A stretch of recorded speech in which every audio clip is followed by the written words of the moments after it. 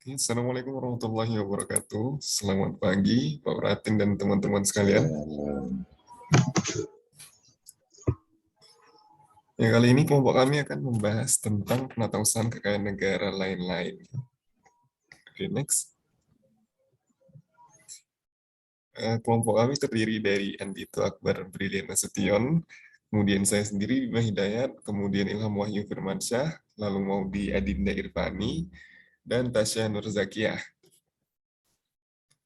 Ya, untuk pembahasan kali ini, kami akan membahas tentang lingkup SAPP, kemudian SABUN, transaksi khusus dalam SAPP, transaksi khusus KNL dalam SABUN, dan laporan potensi fiskal SDA. Untuk pembahasan pertama akan dijelaskan oleh rekan saya.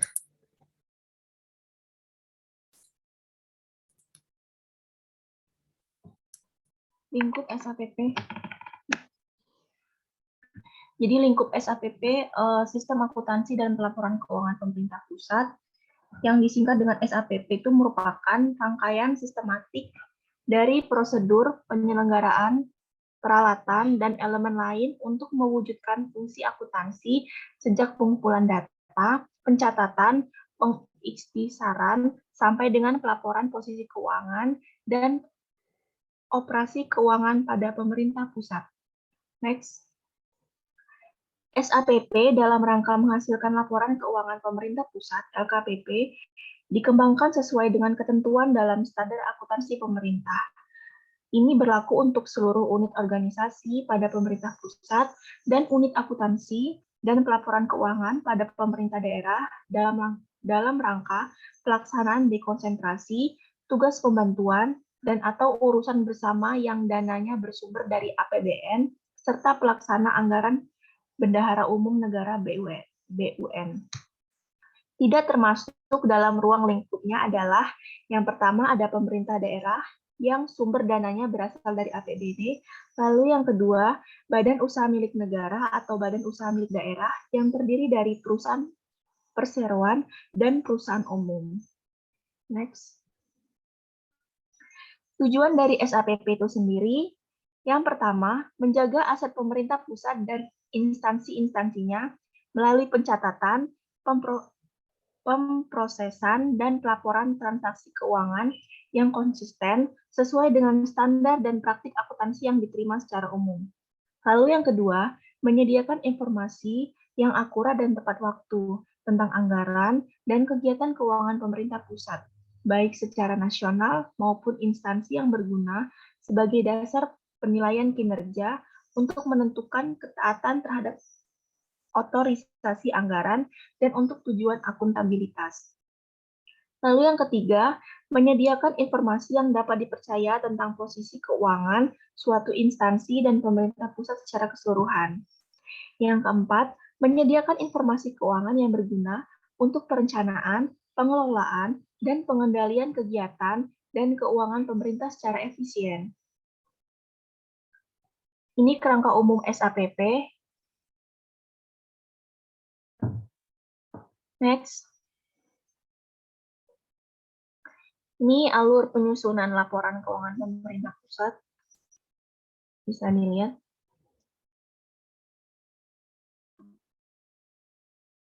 Next. Jadi SAPP terdiri dari SABUN, yaitu Sistem Akuntansi dan Pelaporan Keuangan Bendahara Umum Negara, dan SKI, yaitu Sistem Akuntansi dan Pelaporan Keuangan Instansi. Selanjutnya akan dilanjutkan oleh rekan saya. Terima kasih. Baik, terima kasih Tasya. Yang selanjutnya akan membahas mengenai SABUN atau Sistem Akuntansi Bendahara Umum Negara.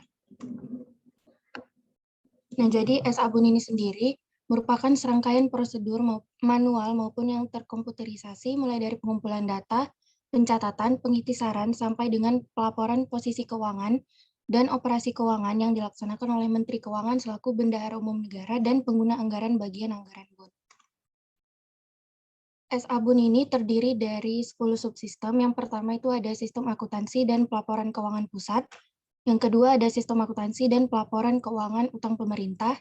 Ketiga, sistem akuntansi dan pelaporan keuangan hibah.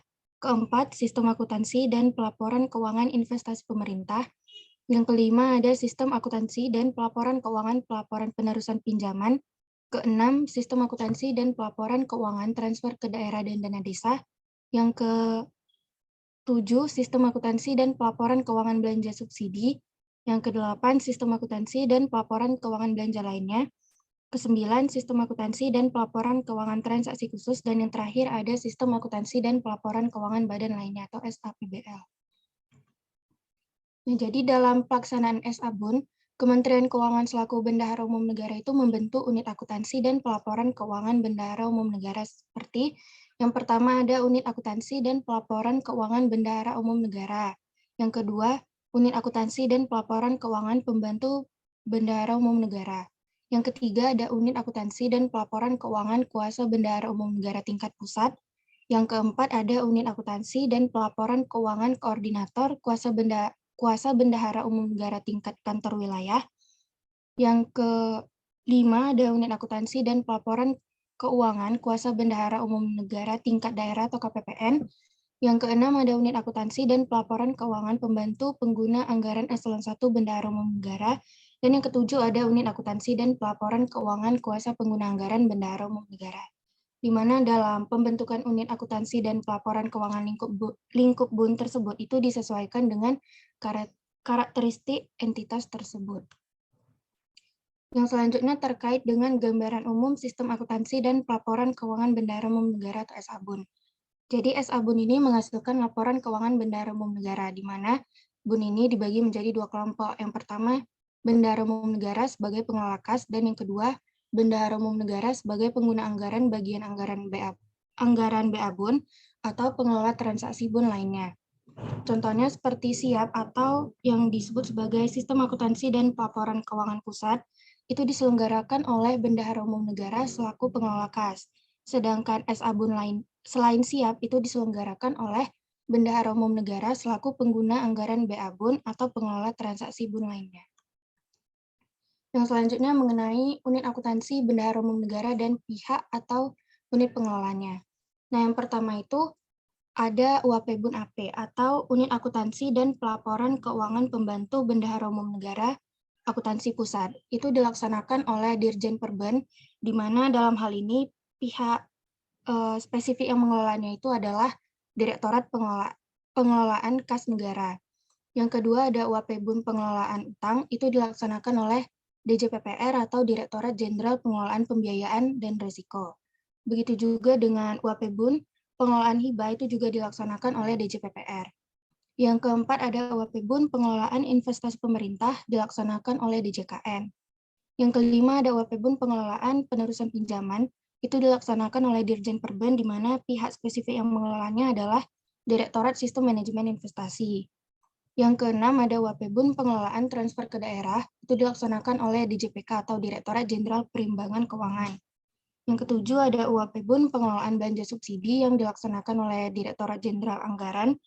Begitu juga dengan UAP BUN pengelolaan belanja lain-lain yang juga dilaksanakan oleh DJA. Kemudian yang ke-9 ada UAP BUN TK atau Unit Akuntansi dan Pelaporan Keuangan Pembantu Bendahara Umum Negara Transaksi Khusus yang dilaksanakan oleh ada 6 pihak. Yang pertama ada BKF atau Badan Kebijakan Fiskal, itu selaku UAP BUN Transaksi Khusus pengelola pengeluaran keperluan hubungan internasional. Yang kedua ada Direktorat Jenderal Anggaran selaku unit akuntansi dan pelaporan keuangan pembantu bendahara umum negara transaksi khusus pengelola PNBP yang dikelola oleh DJA. Yang ketiga ada DJKN selaku UAP BUN pengelolaan aset yang berada dalam pengelolaan DJKN. Yang keempat ada Dirjen Perben selaku UAP BUN transaksi khusus atas yang pertama pengelola pembayaran belanja atau beban pensiun, kemudian belanja atau beban jaminan layanan kesehatan, belanja atau beban Jamkes Tama atau jaminan kesehatan utama, kemudian ada belanja atau beban JKK atau jaminan kecelakaan kerja, kemudian ada belanja atau beban JKM atau jaminan kematian, yang selanjutnya ada belanja atau beban program atau THT, kemudian ada belanja atau beban PPN RTGSBI, belanja atau beban selisih harga beras bulog, dan ada pelaporan mengenai iuran dana pensiun. Yang kedua, pengelola pendapatan dan belanja atau beban dalam rangka pengelolaan kas negara. Yang ketiga, pengelola utang PFK pegawai, dan yang keempat ada pengelola suspend penerimaan. pihak yang kelima yaitu DJPPR selaku UAPBUN transaksi khusus atas yang pertama pengelola pembayaran dukungan kelayakan dan pengelola pengeluaran fasilitas penyiapan proyek. Kemudian pihak yang keenam DJPK selaku UAPBUN transaksi khusus atas pengelola utang PFK pajak rokok. Dan unit pengelola yang ke-10 yaitu UAPBUN pelaporan keuangan badan lainnya yang dilaksanakan oleh Dirjen Perben. Nah, kemudian terkait dengan skema, Menteri Keuangan selaku Bendahara Umum Negara. Jadi, Menteri Keuangan selaku Bendahara Umum Negara itu perannya terbagi menjadi dua, yaitu sebagai pengelola uang dan pengelola barang. Kalau yang pengelola uang itu kita membahas terkait dengan SABUN-nya atau SAI, atau Sistem Akuntansi dan Pelaporan Keuangan Investasi. Kalau misalnya membahas terkait pengelola barang, itu lingkupnya ada di SIMA BMN dan SATK atau Sistem Akuntansi Transaksi Khusus. Yang selanjutnya mengenai transaksi khusus dalam SAPP akan dijelaskan oleh rekan saya. Terima kasih. Baik, terima kasih Maudi. Untuk selanjutnya adalah materi khusus dalam SAPP. Slide next. Jadi pengertian dari SATK sebagaimana telah dijelaskan sebelumnya, sistem akuntansi dan pelaporan keuangan transaksi khusus yang selanjutnya disingkat SATK adalah serangkaian prosedur manual maupun yang terkomputerisasi mulai dari pengumpulan data, pencatatan, pengkisaran sampai dengan pelaporan untuk seluruh transaksi penerimaan dan pengeluaran serta aset dan kewajiban pemerintah yang terkait dengan fungsi khusus Menteri Keuangan selaku Bendahara Umum Negara serta tidak mencakup dalam subsistem akuntansi Bendahara Umum Negara atau SABUN lainnya. Jadi intinya yang di warna ungu ya. Next. Dan ruang lingkup SATK itu apa aja? Jadi ada 9 ruang lingkup. Yang pertama itu belanja atau beban pengeluaran keperluan hubungan internasional, belanja atau beban dukungan kelayakan, belanja atau beban fasilitas penyiapan proyek, PNBP yang dikelola oleh DJA, kemudian aset yang berada di pengelolaan DJKN, beban atau beban pensiun, belanja beban jaminan layanan kesehatan, kemudian pendapatan dan belanja beban dalam rangka pengangkas negara, lalu utang perhitungan pihak ketiga atau PFK pegawai, dan yang terakhir utang PFK pajak pokok. Jadi next. Nah, ruang lingkup penata usahanya itu ada 3. Ada inventarisasi, ada pencatatan, kemudian pelaporan. Sama seperti yang lainnya penata usaha biasa. Jadi next. Kemudian latar belakangnya, alasan dibutuhkan pencatatannya dalam SAPP. Jadi yang pertama itu ada karena amanah. Karena berdasarkan ketentuan pasal 17B PMK nomor 233 tahun 2011 ayat 5 itu mengamanahkan agar Menteri Keuangan menetapkan sistem akuntansi transaksi khusus. Kemudian yang kedua itu karena dulu ada temuan BPK. Jadi BPK itu menemukan dalam RKPP bahwa pemerintah itu belum menyusun sistem akuntansi transaksi khusus. Kemudian yang terakhir mengenai pertimbangan beberapa transaksi yang selama ini tidak tepat dilaporkan di BA akun lainnya sehingga dilaporkan ke BA transaksi khusus dengan kode 99999. Bisa di next. Kemudian untuk dasar hukumnya secara umum ya jelas pasal Undang-Undang Nomor 17 Tahun 2003 tentang Keuangan Negara, Undang-Undang Nomor 1 2004 tentang Perbendaharaan Negara, kemudian PP Nomor 71 Tahun 2010 tentang SAP, PP Nomor 27 Tahun 2014, Junto PP 28 Tahun 2020 tentang Keuangan BUMN atau BMD, kemudian ada KEP Dirjen KN juga, lalu ada PMK 256 tahun 2015 yang telah diubah 2 kali dan perubahan terbarunya itu 127 tahun 2018 tentang sistem akuntansi dan pelaporan keuangan transaksi khusus. Kemudian yang ketujuh ada PMK 216 yang telah diubah dengan PMK 221 tahun 2016 tentang tata cara penyusunan dan penyampaian LK Pendapatan Negara. Kemudian ada PMK 233 tahun 2016 tentang pedoman akuntansi dan pelaporan aset berupa BUMN yang berasal dari perjanjian kerjasama atau pengusahaan pertama negara, dan yang terakhir PMK nomor 235 tahun 2016. Bisa di next. Nah, WAKPA-BUN di transaksi khusus lingkup UAP-BUN TK ini, jadi WAKPA-BUN TK itu unit akuntansi kuasa pengguna anggaran bendahara umum negara transaksi khusus. Kalau UAP-BUN itu unit akuntansi pembantu bendahara umum, jadi pembantu sama kuasa pengguna anggaran bendahara umum. Jadi di unit eselon 2 DJKN itu meliputi misalnya ABMAT itu ada di Direktorat PKNSI, aset ekspor Pertamina ada di Direktorat KND, idle aset yang diserahkan ke pengelola ada di Direktorat BMN, aset lain dan gratifikasi dari PKNSI juga, kemudian aset yang timbul dari pemberian BLP juga di PKNSI. Kemudian unit organisasi di luar Kemenq, yang pertama itu untuk K3S, ada PP BMN, Sekjen Kementerian SDM, Asistensi Direktorat PNKNL. Kemudian aset kontraktor PKP 2B, ada PP BMN, Sekjen Kementerian SDM, Asistensi Direktorat PNKNL. Kemudian aset piutang penanganan lumpur Sidoarjo, itu ada Bapel BPLS, Asistensi Direktorat KMD. Bisa di next.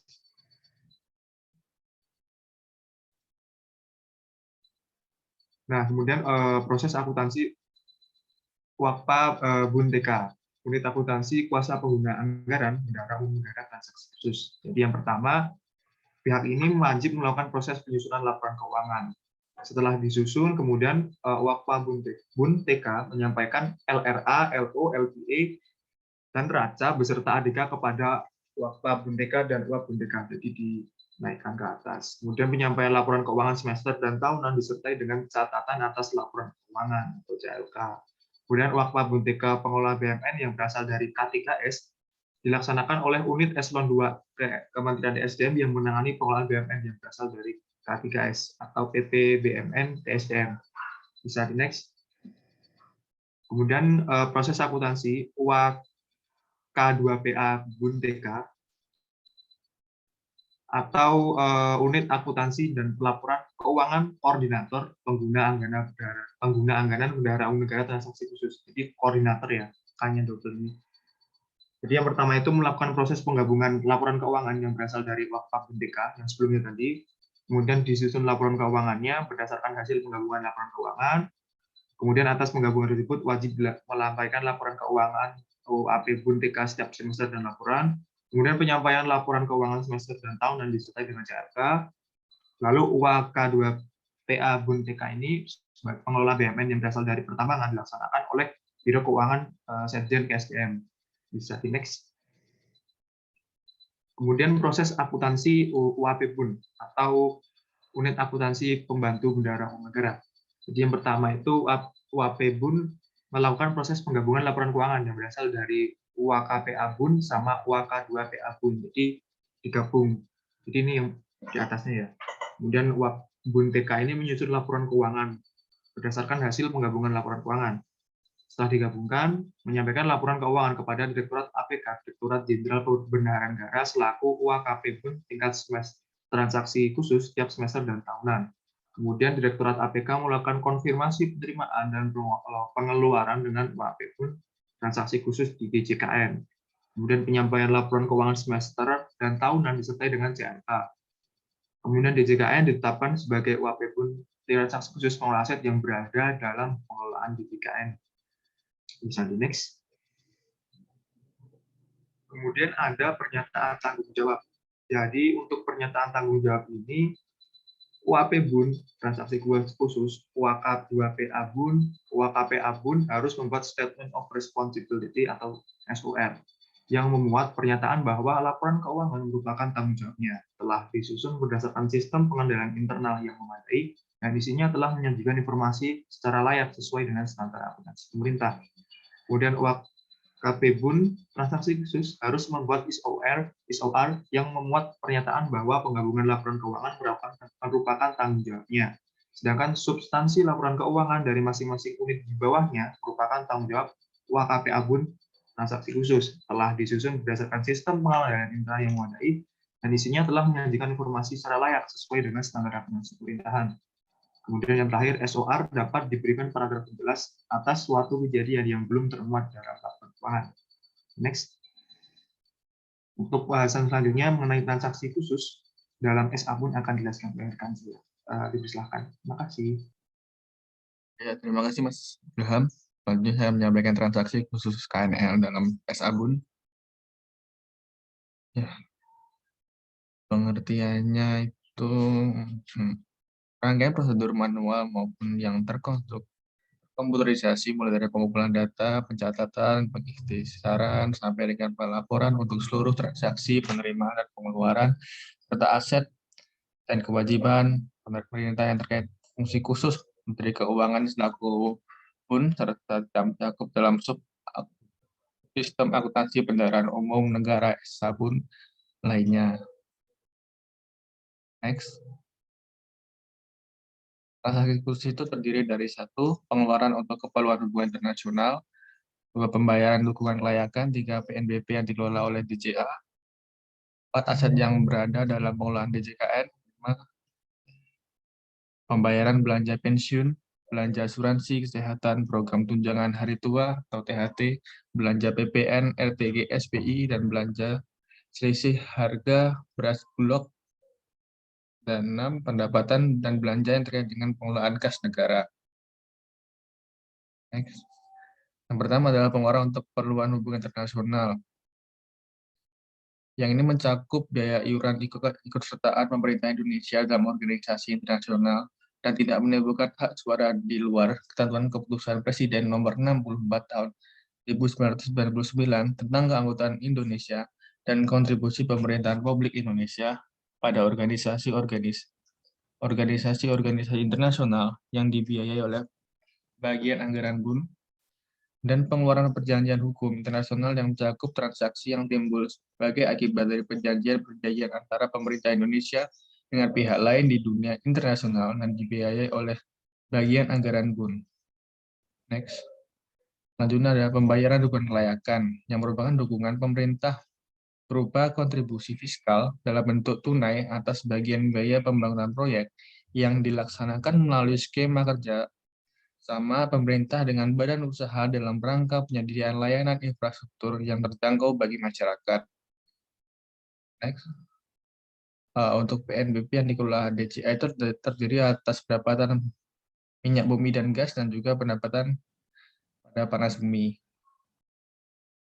Nah, untuk aset yang berada dalam pengelolaan DJKN, yang pertama itu adalah aset bekas milik asing atau Cina.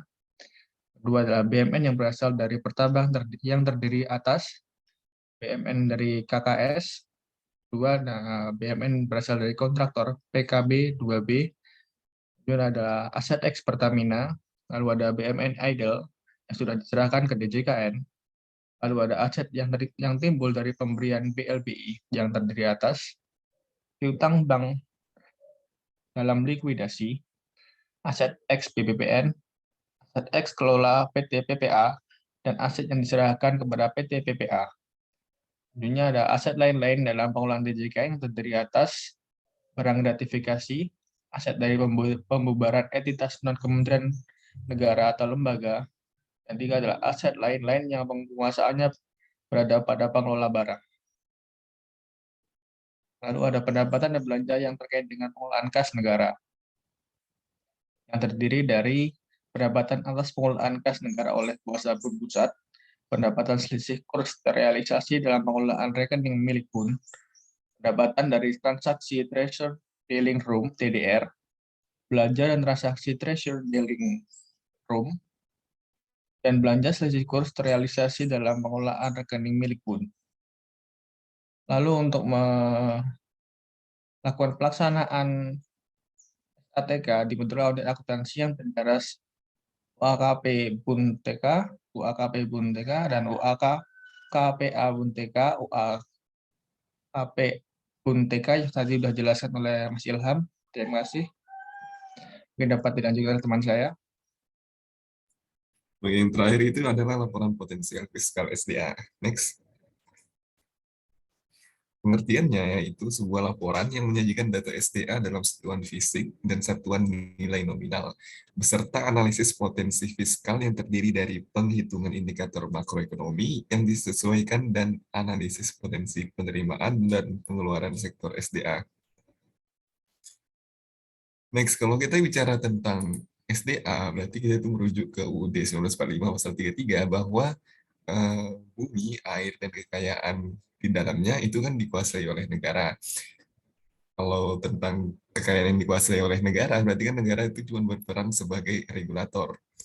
Dan objek-objeknya di sini adalah minyak bumi, gas bumi, panas bumi, mineral, batu bara, dan hutan. Next. Nah, namun sayangnya payung hukum atas laporan potensial fiskal SDA itu masih dalam tahap pembahasan di Prolegnas.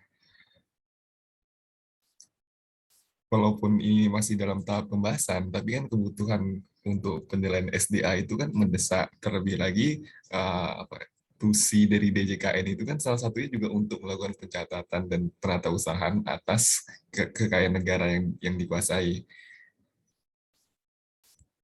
Next. Nah, walaupun tadi masih dalam tahap pembahasan, tapi untuk secara teknisnya, untuk penilaian SDA itu udah diatur di PMK 173/2020. Nah, tapi kalau untuk pencatatan akuntansinya, itu kita merujuk ke sistem Environmental and Economic Accounting tahun 1977. Nah, jadi di gambar ini udah ada tentang akun-akun yang ada di neraca. Jadi SEEA ini merupakan kerangka kerja terintegrasi yang mengukur interaksi antara lingkungan dan ekonomi, dan tujuannya itu untuk pengambilan kebijakan, analisis, dan juga penelitian. Jadi tujuannya itu hampir sama dengan laporan potensial fiskal, yaitu untuk sebagai data atau bahan pertimbangan dalam mengambil kebijakan fiskal. Next. Gambaran umum neraca SDA. Nah, materi neraca kekayaan negara dikuasai itu terdiri dari informasi mengenai besarnya sumber daya atau cadangan setiap jenis sumber daya alam, kemudian jumlah-jumlah yang telah dimanfaatkan dan cadangan yang masih tersisa, lalu besarnya pembiayaan pemulihan lingkungan di dalam pelaksanaan eksploitasi. Next. Kendala penyusunan neraca kekayaan negara yang dikuasai, yaitu yang pertama, belum ada dasar hukum dalam penatausahaan kekayaan negara yang dikuasai. Kedua, keengganan sektor memberikan data sumber daya alam. Tiga, belum ada nilai kekayaan negara dikuasai. Empat, kurangnya sinergi antar sektor. Yang kelima, belum terdapat sistem akuntansi pemerintah terkait dengan data SDA. Dan yang keenam, dalam standar akuntansi pemerintah, prinsip dasar pengungkapan pada pelaporan keuangan adalah objektivitas, kemudian terukur, dan juga terverifikasi, serta handal. Sehingga untuk dapat mencantumkan nilai SDA tersebut memerlukan upaya yang cukup besar. Oke, next. Ya, sekian yang dapat kami sampaikan. Mungkin lebih dan kurang atas kesalahan kami mohon dimaafkan. Selanjutnya kami akan membuka sesi pertama. Untuk pertanyaan, kami mengambil 3 pertanyaan pertama. Mungkin untuk teman-teman yang mau bertanya, bisa raise hand ya dalam hitungan ketiga. Oke, 1, 2, 3.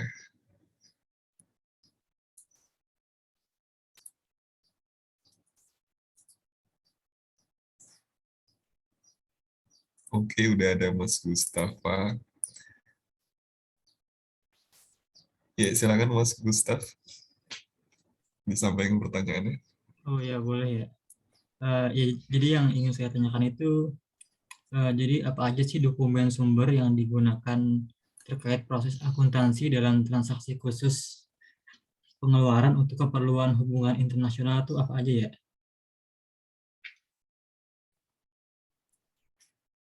Oke, makasih Gustaf. Mungkin kasih kami waktu untuk diskusi dulu ya. Siap.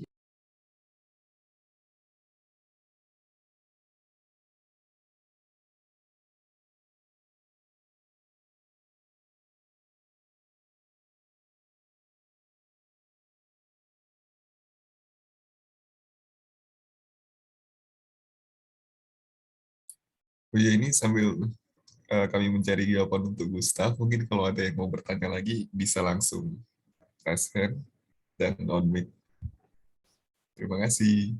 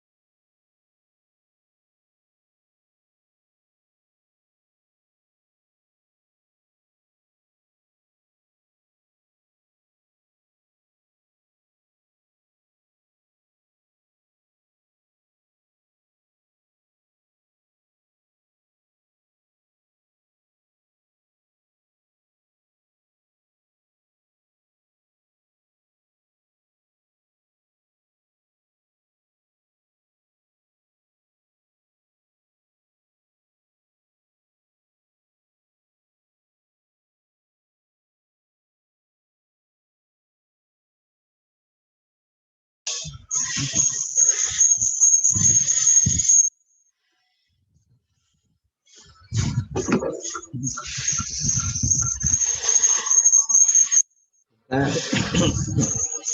sebelum tanya jawab, coba apa tadi slide-nya di-share lagi, ada yang gitu.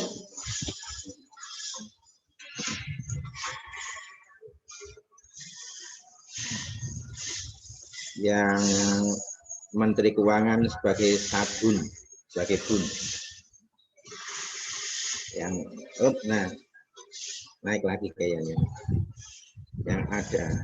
Nah, ini gede ini. Nah, ini garis besarnya ya. Biar kalian nanti di pengelola barang ini. Tapi kalau sabun itu secara umum Menteri Keuangan. Nah, ada DCA, ada DCPPR, ada DCPK, termasuk di dalamnya DCKN. Itu begitu besar perannya Menteri Keuangan untuk itu. Nah, untuk pelaporannya, sistem pelaporannya, kalau pengelola uang itu ada sabun, bun itu teorinya apa ya? Kayak perben lah, istilahnya pengelola laporan keuangan. Nah, bun ini istilah ya kalau di kantor pusat Kementerian Keuangan. Nah, kalau SAI, sistem akuntansi instansi atau UAI, unit akuntansi instansi, ini laporan dari bawah, dari satker-satker, istilahnya gitu di daerah-daerah, PKN Setan, kantor pajak, KPKNL, ini naik ke atas. Kalau KPKNL dia naik ke Kanwil, laporannya digabung di tingkat wilayah. Wilayah nanti digabung di tingkat pusat, ya, di bagian akuntansi dan pelaporan Sesdikjen, Sekretariat DCKN. Itu SAI. Nah, dari bagian akuntansi dan pelaporan Sekretariat DCKN, nanti dia mewakili sebagai DCKN. Nanti digabung di Kementerian Keuangan oleh Biro Keuangan, Rocan KU, di Sekjen. Ya, itu SAI. Sekali lagi SAI dari satker daerah atau satker kecil-kecil digabung. Ya, kalau KPKNL nanti digabung di Kanwil, Kanwil digabung laporannya itu di Sekretariat DCKN. Nanti Sekretariat DCKN ini meliputi semua laporan DCKN. Ya, SAI-nya ya. Nah, nanti di SAI DCKN digabung di Rocan KU, Biro Perencanaan dan Keuangan Sekjen, Sekjen Kementerian Keuangan.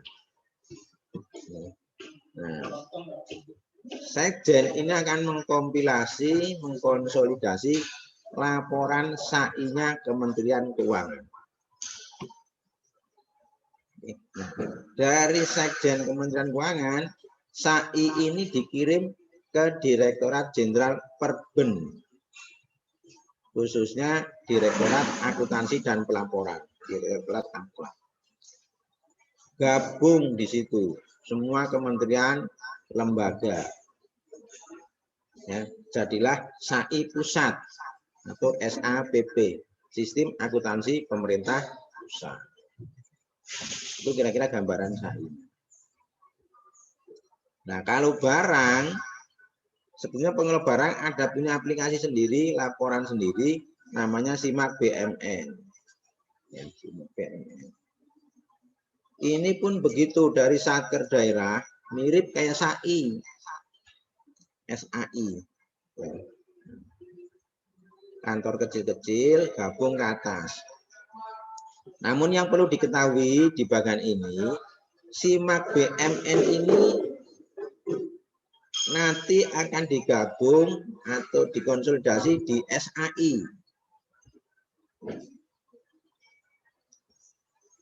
Ya, gitu ya. Jadi laporan BMN, SIMAK BMN nanti jadinya laporan keuangan. Laporan keuangan ini karena SIMAK BMN isinya aset, peralatan mesin tanah, itu adalah bagian dari neraca. Oke, neraca ya. Nah, bagian dari neraca ini dikirim ke SAI. Karena SAI akan menghasilkan laporan keuangan lengkap. Masih ingat kan laporan keuangan pemerintah pusat itu ada neraca, ada laporan arus kas, ada LO, ada LRA. Gitu. Jadi yang saya perlu tekankan di sini bahwa SIMAK BMN ini di samping dia sebagai satu kesatuan laporan tersendiri, laporan BMN, karena laporan BMN dari kantor kecil akan dikirim ke pusat. Namun SIMAK BMN ini juga dikirim ke SAI, digabung, baik di tingkat kantor daerah, KPKNL misalkan, KPP maupun seperti PKN STAN. Oke ya, paham ya teman-teman ya. Itu hubungannya SIMAK BMN dengan SAI. Oke, silakan lanjut diskusinya.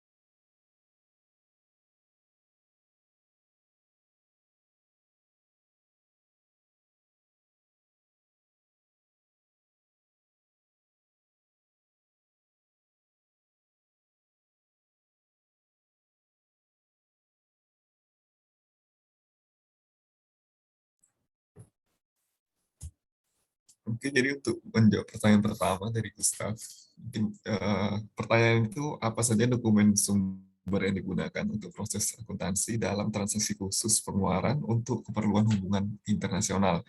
Dan jadi dokumen sumber yang digunakan untuk mencatat dalam transaksi pengeluaran keperluan kerjasama internasional dan perjanjian internasional itu terdiri atas DIPA, kemudian DIPA revisi, lalu ada SPM, SP2D, surat tagihan atau permintaan pembayaran, kemudian naskah kerjasama internasional, naskah perjanjian internasional, kemudian keputusan Mahkamah Internasional yang berkekuatan hukum tetap.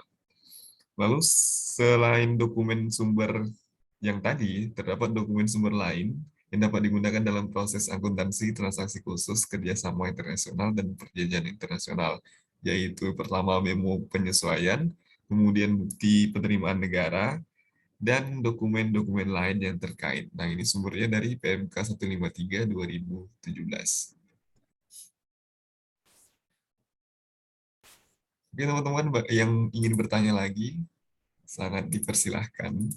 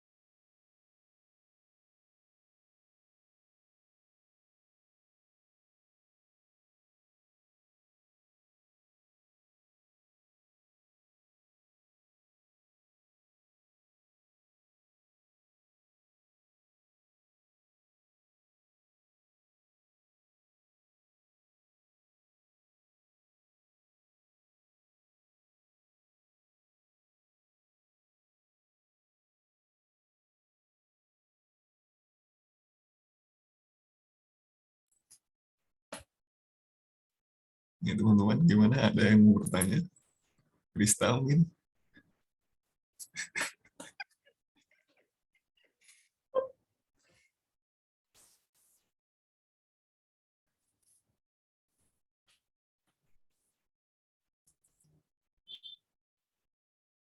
Oke, mau tanya dong.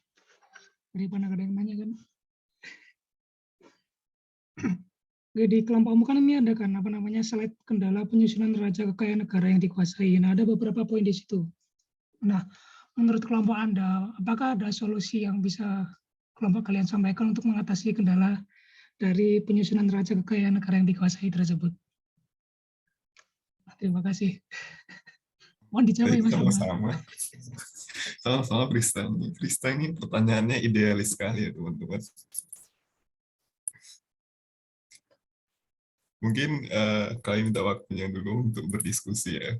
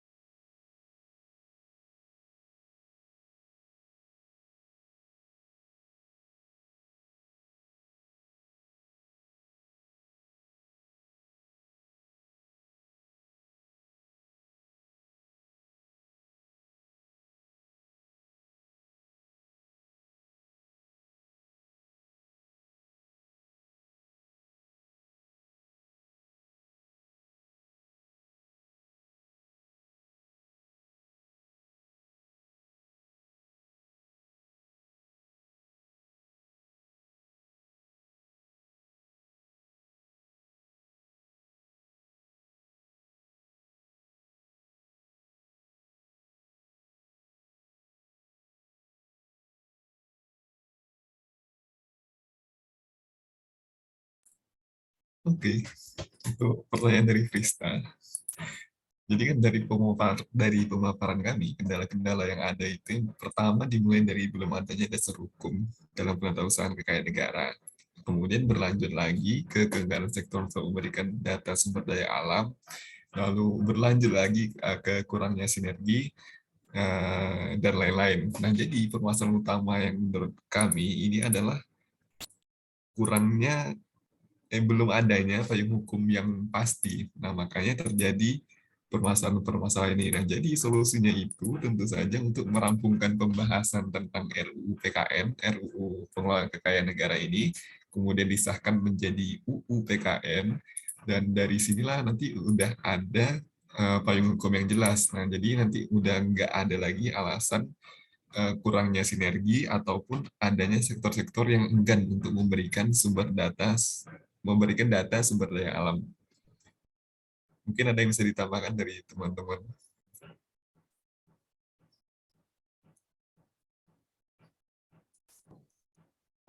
Izin menambahkan ya, Krista. Jadi sebagaimana yang dijelaskan Bima tadi, karena dasar hukumnya itu belum jelas, kemudian masih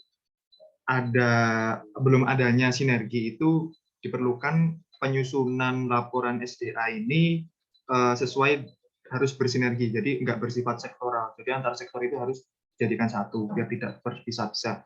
Kemudian dalam penyusunannya ini tentu harus menyebutkan itu ya, nilai SDA-nya dan kondisi SDA-nya itu gimana, legal ownership-nya itu gimana, nilai ekonomisnya. Kemudian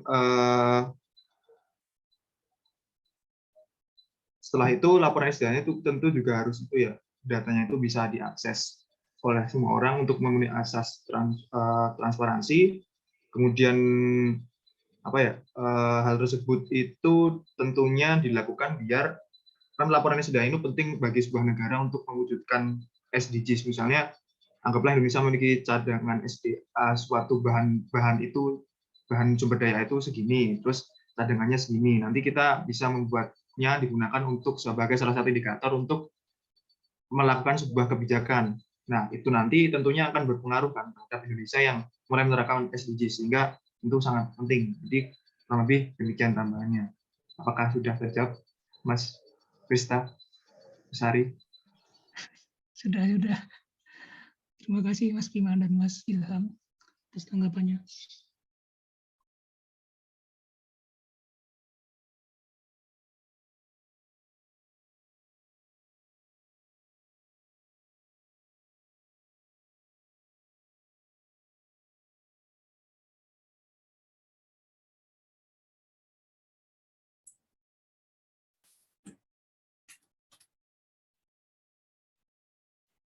Oke, karena kayaknya udah nggak ada yang mau bertanya lagi, jadi pemaparan kami cukupkan sampai di sini, dan sesi pertanyaan juga kami tutup. Lebih dan kurangnya kami mohon maaf. Assalamualaikum warahmatullahi wabarakatuh. Kembali ke Pak Pradip. Terima kasih.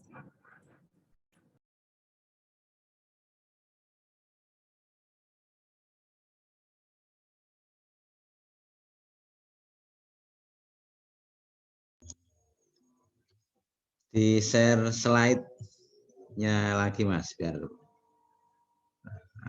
nggak ada pertanyaan, mau ada penugasan. Ya.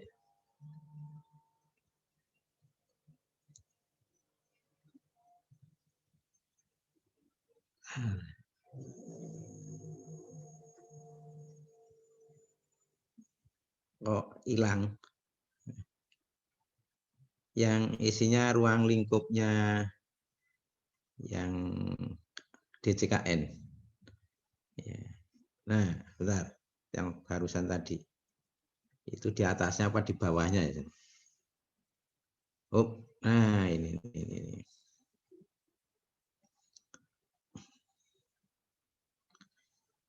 Ini kan ada unit eselon 2 DCKN. Ada 1, 2, 3, 4, 5. Nah, dan ini semua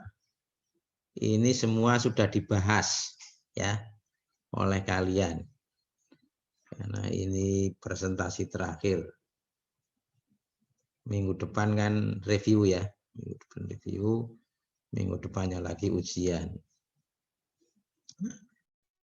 Ini DJKN, nah, WAKPA bunnya itu ada 5 istilahnya gitu ya.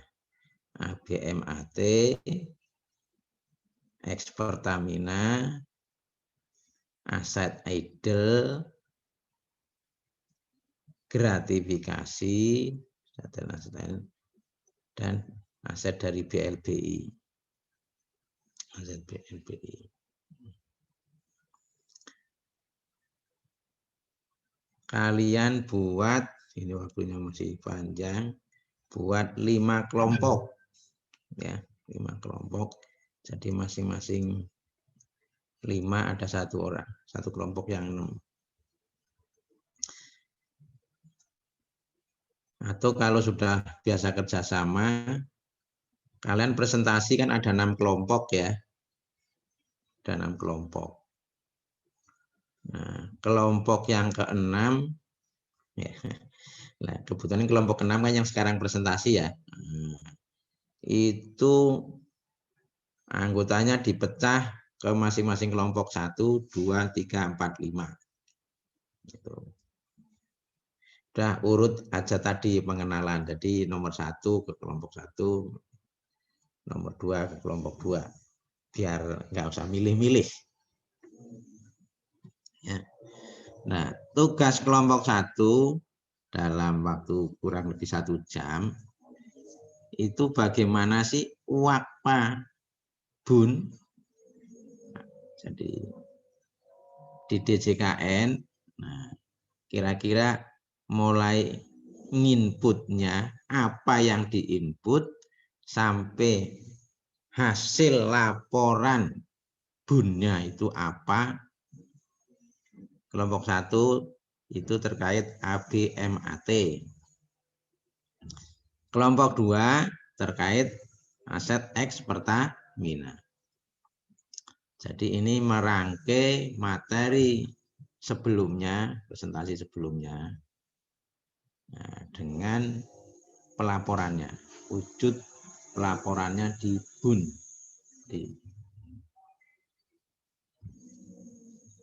Jadi dari proses input, apa yang diinput, nah, nanti kalau ada aplikasi, aplikasinya pakai apa, nah, sampai keluar hasil laporan keuangan BUN-nya. Oke ya, udah clear ya tugasnya.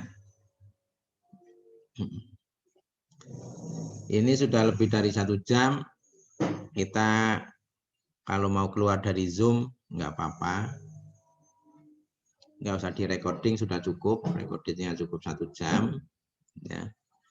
Nah, nanti hasilnya jam 10-an dikirim via grup WA. Ya. Kalian yang temennya tidur-tiduran atau ngilang, nah dicari tuh biar untuk diskusi ya. Oke ya, deal ya. Silakan diskusi, nanti saya tunggu jawabannya. Terima kasih. Ya, khawatirnya nanti nggak sempat nutup, misalkan ya kan. Saya tutup dulu. Tadi absen sudah semua saya absen, portal sudah saya isi, jadi aman untuk portalnya. Kadang kelupaan kalau ngisinya di belakang-belakang. Oke, silakan hubungi teman-temannya, diskusi kelompok ya. Terima kasih, selamat siang. Assalamualaikum warahmatullahi wabarakatuh. Waalaikumsalam Waalaikumsalam warahmatullahi wabarakatuh. Terima kasih. Terima kasih, Pak.